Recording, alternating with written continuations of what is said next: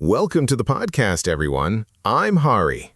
And I'm Kimmy. Today, we are diving deep into a story that truly has it all: breathtaking athleticism, extraterrestrial costumes, geopolitical drama, and a medal ceremony that took over 2 years to actually happen.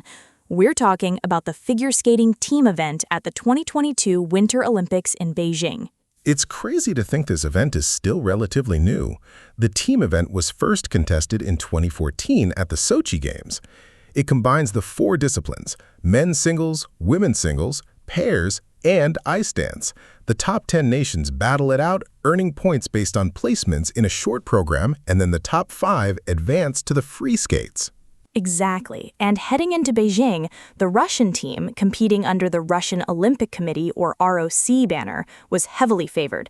Keep in mind, this ROC designation was due to the ongoing fallout from the 2014 state-sponsored doping scandal. Russian athletes couldn't use their flag or anthem. The competition kicked off on February 4th, but not without some immediate chaos. We were still very much in the pandemic era. Ukraine's Ivan Shmiratko and Germany's Nolan Siegert both tested positive for COVID-19. Since neither country had substitutes in those specific disciplines, they simply received 0 points. Canada also had a close call. Keegan Messing was stuck waiting on negative tests, so Roman Sadovsky had to step in at the absolute last minute. But despite the pandemic stress, the ice was on fire. Nathan Chen of the United States delivered a spectacular short program, scoring 111.71. That was the second highest short program score in history at the time, offering him a massive redemption after a tough run in the 2018 Olympics. Not to be outdone, China's pairs team, Sui Wenjing and Hong Kong, set a new world record in their short program with an 82.83, executing a flawless routine. And I have to mention the American ice dance duo, Madison Chock and Evan Bates. They won the free dance wearing Daft Punk-inspired outfits. Chock was dressed as an alien and Bates as an astronaut. You just don't see that every day in traditional figure skating. We also saw incredible heart from America's Vincent Zhu. He performed his free skate to a crouching tiger, hidden dragon routine originally choreographed in 2019. He specifically wanted to perform it for the Chinese audience as a tribute to his parents, who emigrated from China in 1992. Tragically, Zhu tested positive for COVID right after and had to withdraw from the individual event. Those are the beautiful human elements of the games. But then, there was the skating prodigy everyone was watching, 15-year-old Kamila Valieva of the ROC. She dominated the women's events, becoming the first woman to land a quadruple jump at the Olympics, and she actually landed 2 in her free skate. Her performances propelled the ROC to a first-place finish, putting the United States in second and Japan in third. But this is where the fairy tale abruptly ends. The medal ceremony was scheduled for February 8th. Then it was mysteriously delayed for what organizers called legal consultation. The bombshell dropped a day later. It was revealed that Valieva had tested positive for trimetazidine, a banned heart medication, from a sample taken weeks earlier on December 25, 2021. Because she was a minor, her case fell into a complex legal gray area. But the resulting fallout was immediate and severe. The Russian anti-doping agency initially cleared her to keep competing, a decision the International Olympic Committee and the World Anti-Doping Agency fiercely appealed.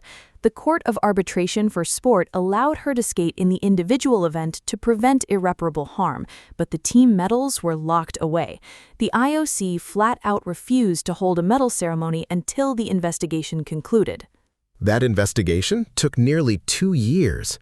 Can you imagine training your whole life for an Olympic medal, winning it, and then going home empty-handed? Zach Donahue spoke about the profound loss, not just of the moment on the podium, but the financial opportunities and sponsorships that disappear without that official medalist status. U.S. figure skating even posted a heartbreaking photo on the 1-year anniversary, showing the entire team standing in front of the Olympic rings holding empty presentation boxes. The whole ordeal seriously damaged the public's perception of the sport. It did, however, prompt the International Skating Union to gradually raise the minimum age for senior competition to 17 to protect younger athletes from similar pressures. Finally, in January 2024, the Court of Arbitration for Sport disqualified Valieva for 4 years, retroactively stripping her results. The ISU subtracted her points from the ROC's total. This elevated the United States to gold, Japan to silver, and downgraded the ROC to bronze. But even that wasn't clean. Skate Canada appealed, arguing that since Valieva's scores were wiped, the women who finished below her should have their placements bumped up, which would have given Canada bronze over Russia. Ultimately, the court dismissed Canada's appeal, finalizing the results. That brings us to August 7, 2024. In one of the most surreal moments in Olympic history, the American and Japanese figure skating teams finally received their medals. But they didn't get them on the ice in Beijing. They received them in Paris during the Summer Olympics. Talk about a bizarre change of scenery. The Russian team couldn't attend due to the suspension of the ROC and logistical issues, though they are reportedly getting their bronze medals eventually. It was a deeply delayed moment of justice for those clean athletes. A wild saga. Thank you for joining us on this incredible journey through a complicated Olympic event. See you next time with more fascinating stories. Take care. While it might seem otherwise, extensive searches yield no public record or evidence of any notable podcast episode actually being based on the Wikipedia article, Figure Skating at the 2022 Winter Olympics Team Event. This podcast was crafted using artificial intelligence.